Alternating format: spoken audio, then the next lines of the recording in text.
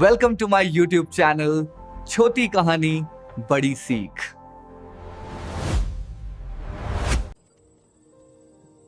रामेश्वरी के कांपते हाथ राकेश के हाथों में लिपटे थे। राकेश मन में उफनती चीखों और आंखों में अटके आंसुओं के ज्वार को लिए एकटक बस आखिरी सांसें गिन रही अपनी दादी की ओर देखता रहता है।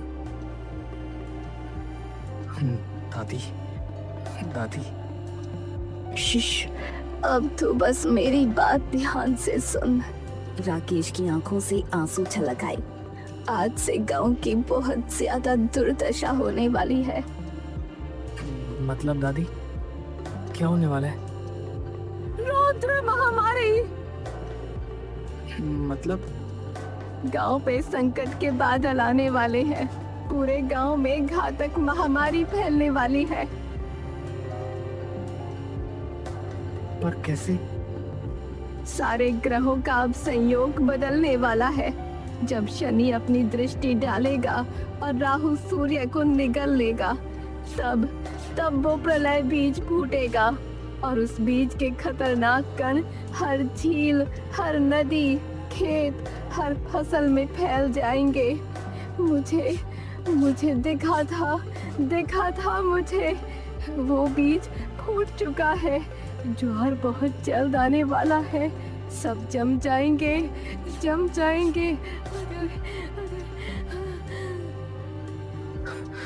अगर क्या दादी?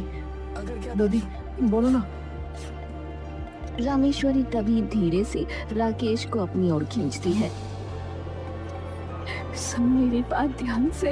मैं तुझे वो बात बताने जा रही हूँ जो कभी मेरी परदादी ने मुझे बताई थी और उनकी दादी ने उन्हें।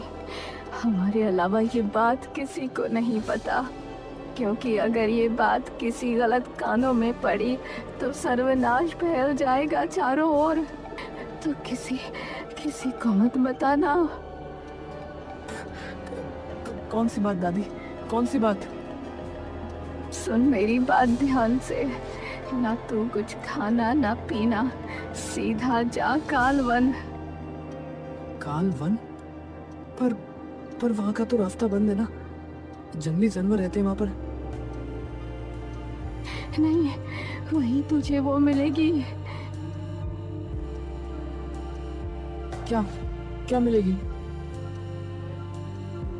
मेरे खानदान की खास खिचड़ी और हमारी पुश्तैनी रसोई, जिसके बारे में सिर्फ मेरे खानदान की औरतों को पता है। खास खिचड़ी? मतलब?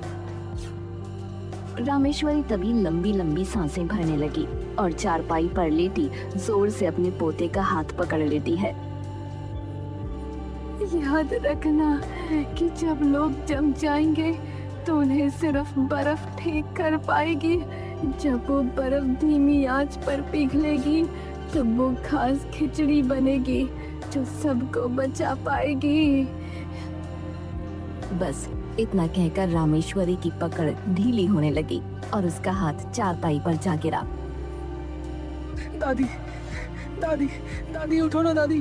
दादी दादी। राकेश जोर जोर से रामेश्वरी को हिलाकर उठाने की कोशिश करने लगा। राकेश दादी की आंखों पर से हाथ फेरकर उनकी आंखें बंद कर देता है। एक चिता जो जल रही है, उसके पीछे राकेश खड़ा है। उसकी आंखों में आंसू हैं। आखिर दादी ने मुझे ही क्यों कहा वहां जाने को? मैं क्या कर लूंगा? कमजोर, पतला दुबला सा। तभी राकेश के कंधे पर एक हाथ आता है। राकेश तभी अपने बगल में देखता है कि उसकी बुआ खड़ी है। सब ठीक हो जाएगा। राकेश बिना कुछ कहे अपना सर झुका लेता है। रामेश्वरी के अंतिम संस्कार की सारी विधियां पूरी हो जाती हैं, लेकिन पूरा वक्त राकेश की जुबान से एक शब्द भी नहीं निकलता। ठीक हो? कमला एक गहरी सांस लेती है। माँ ने बता दिया तुझे खास खिचड़ी के बारे में? राकेश तभी चौंक कर कमला की ओर देखता है। हाँ, आपको कैसे पता? क्यों नहीं पता होगी? हमारी पीढ़ियों की सभी औरतों को पता है। तो मतलब मम्मी को भी नहीं पता? उन्हें क्यों पता होगी भला? सिर्फ हमारे कुल की औरतें हैं, उन्हें पता है। तो फिर मुझे क्यों बताई? खुद को देखा है? किसी का भी दुख देखकर रो पड़ता है। तेरा दिल तो एक औरत से भी ज्यादा कोमल है।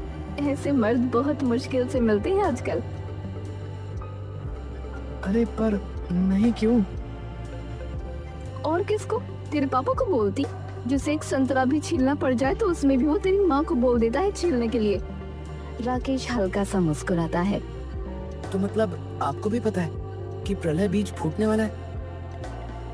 ये सुनते ही कमला एकदम से चौंक कर खड़ी हो जाती है। क्या प्रणय बीज आ गया है? आपको ये नहीं पता था? नहीं, उन्होंने बस इतना बताया था कि तुझे बताएंगी। राकेश भी खड़ा हो जाता है। देखो, शांत हो जाओ आप। आपको क्या हो गया एकदम से? और जरूरी थोड़ी है कि फूटा ही होगा। दादी ने देखा थोड़ी था फूटते हुए। जब अपनी आखिरी सांसों में वो प्रलय बीज फूटता हमारे कुल की किसी भी औरत को अपने स्वप्न में दिखे तो समझो वो सच में फूट चुका है। चारों तरफ उसके कण फैल चुके हैं। अगर उससे बचना है तो उस घास खिचड़ी को बनाना पड़ेगा श्वेत रसोई में। है? किसकी रसोई?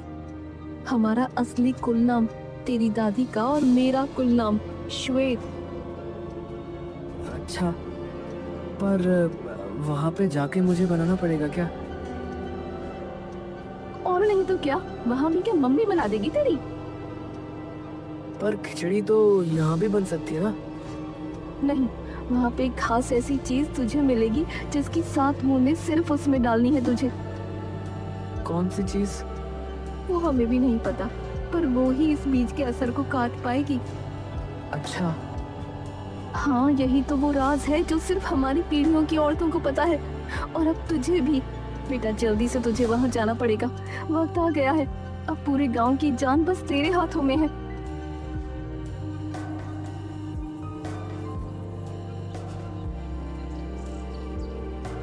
राकेश अपने बेड पर लेटा ऊपर की तरफ देख रहा है।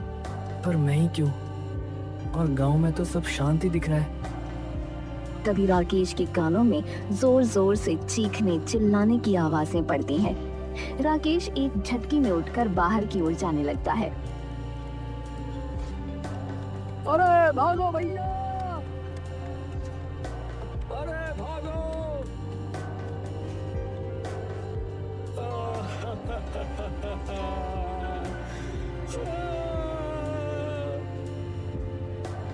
अरे भैया, क्या हो गया?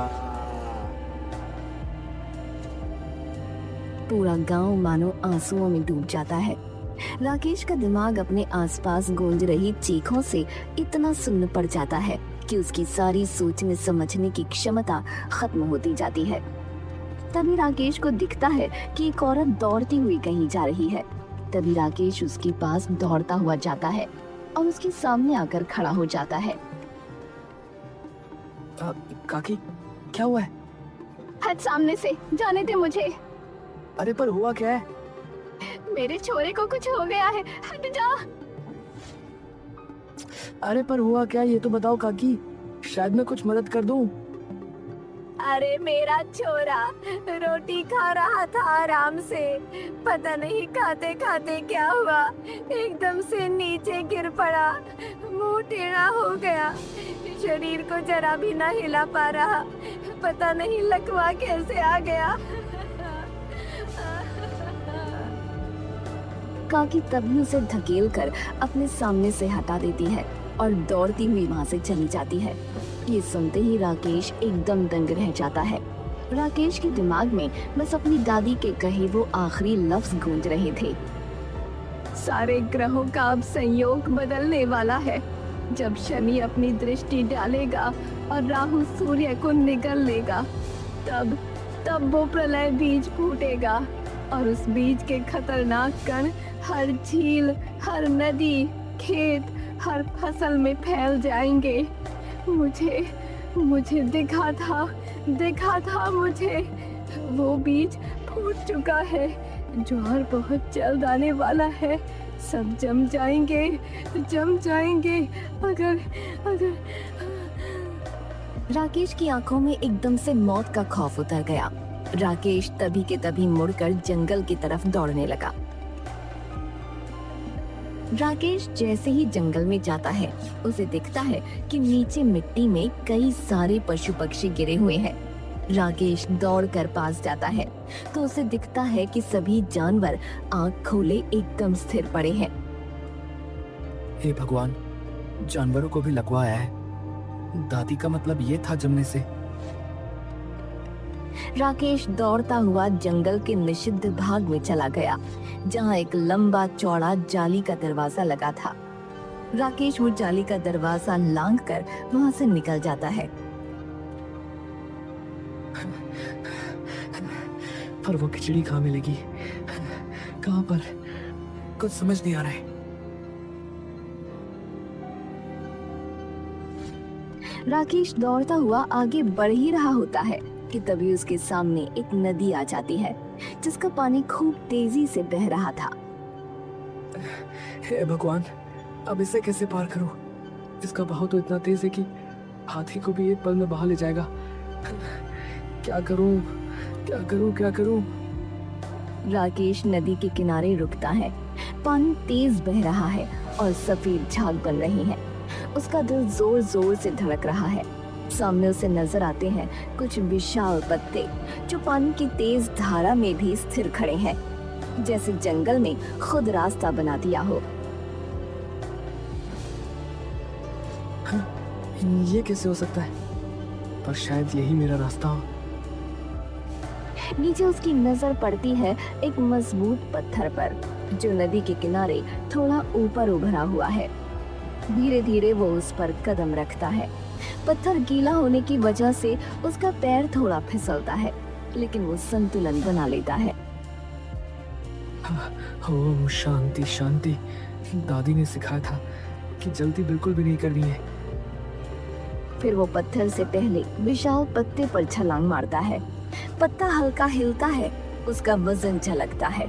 राकेश अपने हाथ फैलाकर संतुलन बनाने की कोशिश करता है। नदी की तेज धारा पत्ते के किनारों से टकरा रही है। अरे अरे, संभल भाई, संभल संभल संभल। धीरे धीरे वो पत्तों पर कदम रखता है। कभी कभी पत्ता झुक जाता है, तब वो पत्ते का किनारा पकड़कर संतुलन बनाता है।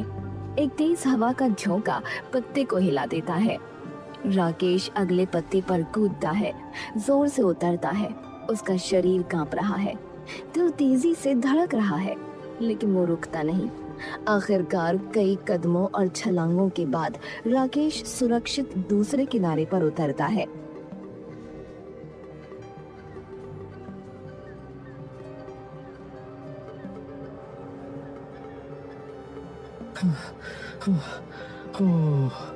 हाय राम, बाल बाल बचे। जय हो प्रभु, बाल बाल बचे।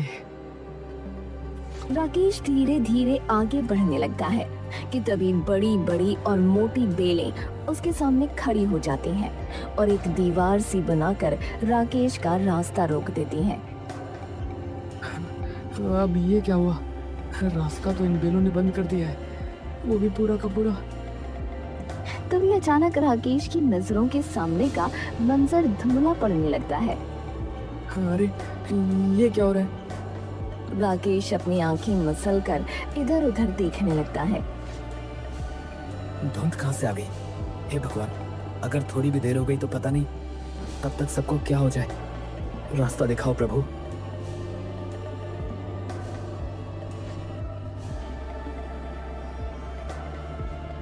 ये क्या है और ये कहाँ जा रहा है? राकेश उस बर्फ के टुकड़े का पीछा करने लगता है और थोड़ी ही दूर पहुंचकर देखता है कि बेलों के बीच में एक पतली सी जगह बनी हुई है। इसमें से तो मेरे जैसा पतला दुबला आदमी आराम से निकल सकता है। राकेश उस पतली सी जगह में आराम से निकल जाता है।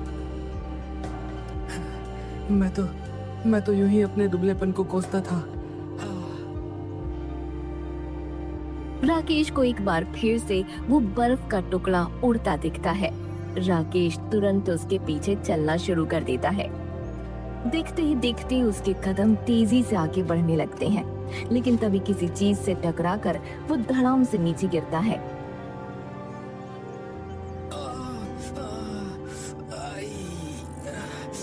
अबे यार राकेश, क्या कर रहा है भाई?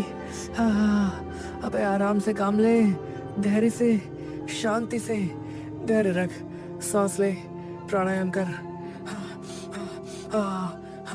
आराम से, आराम से, आराम से सोच। हाँ।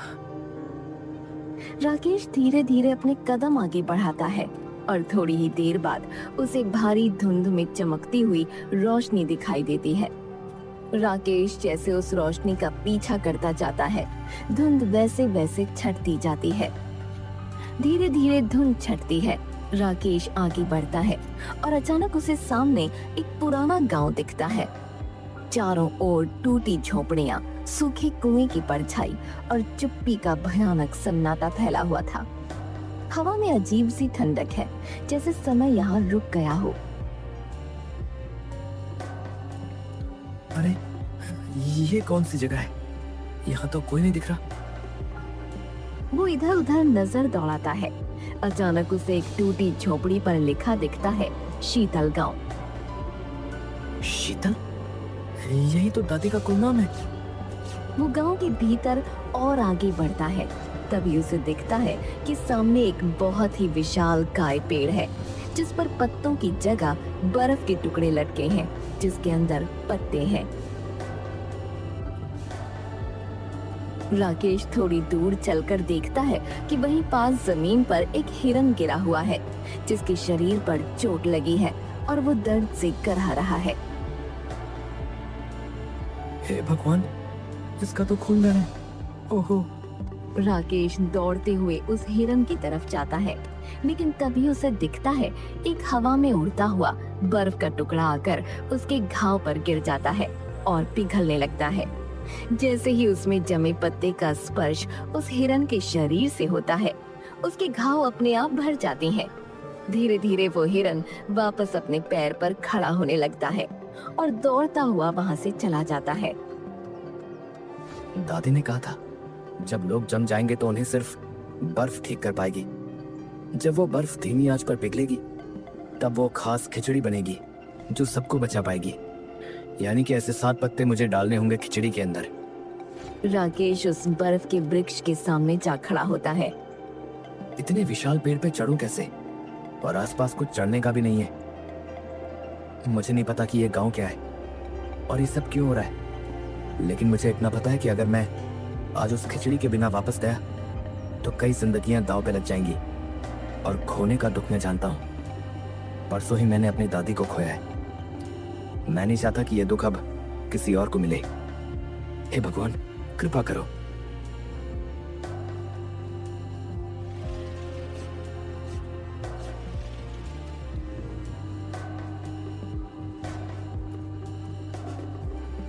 यही है पुश्तैनी रसोई।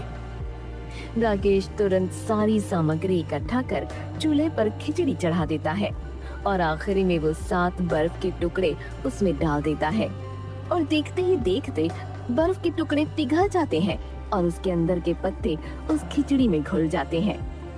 बन गई। राकेश एक पतीले में सारी खिचड़ी रखकर जल्दी से गांव में ले जाता है और सीधा उन काकी के घर आता है। काकी अपने बेटे के बगल में बैठी थी और सिर पर पट्टी कर रही थी। काकी, लो बस एक चम्मच ये खिचड़ी खिला दो और ये एकदम ठीक हो जाएगा। पर कैसे? अरे खिलाओ ना, मैं कह रहा हूँ ना, ये एकदम से ठीक हो जाएगा, देखना। काकी उस खिचड़ी को अपने बेटे को खिला देती है और देखते ही देखते उसका शरीर हिलने लगता है। अरे अरे, ये तो कमाल कर दिया बेटा तूने, मैं तो तेरे पाँव पड़ूं। अरे अरे, इसकी जरूरत नहीं है काकी। आप बस एक पतीले में ये खिचड़ी ले जाओ और जिनको भी जरूरत है उनको दे दो। अगर मैं अकेला गया तो वक्त लग जाएगा। ठीक है बेटा।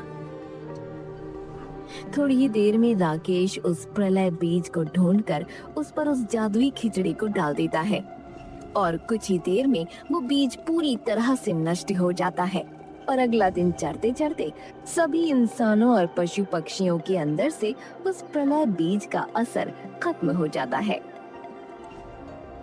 कमला और राकेश बैठे बात कर रहे हैं। कमाल कर दिया। वैसे पत्ते तो यूं भी खिला सकते थे, तो खिचड़ी में मिलाकर क्यों? क्योंकि सिर्फ वो पत्ते जवाब नहीं था, वो पत्ते जब खिचड़ी में जाके मिले तब वो दवा बनी। ओह अच्छा अच्छा। जी हाँ बेटा जी। दादी, आज इस गांव को मैंने नहीं, आपने बचाया है। अगर मेरे साथ आपकी सीख नहीं होती तो अब तक तो ये पूरा का पूरा गांव खत्म ही हो चुका होता। धन्यवाद दादी, आपका बहुत बहुत धन्यवाद।